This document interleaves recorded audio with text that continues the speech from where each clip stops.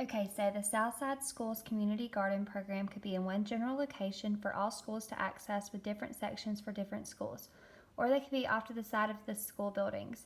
For example, my high school, Mariana High School, had an area that we called the Land Lab.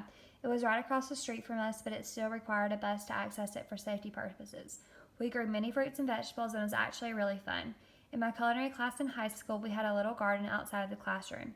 This may be a better idea since land cost and upkeep can be expensive.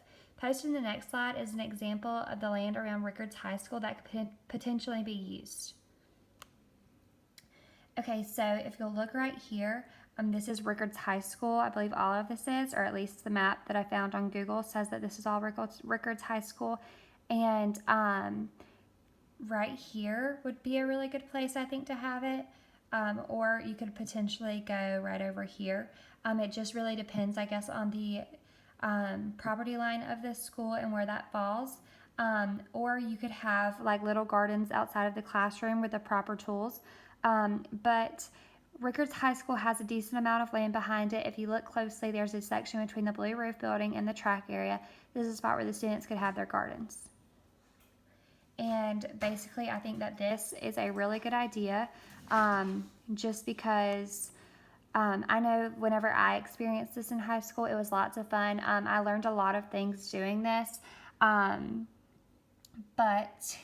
it was also a lot of work, and I think that's something that kids these days don't necessarily understand. They're more into video games or whatever they're doing, but they don't really understand where food comes from, and that's such a big thing because obviously once you grow up you have to know how to provide for yourself or your family. But yes, this is definitely a good idea, either on the side of the buildings or out here. And I looked at other schools' maps, but this is just the best one I could find.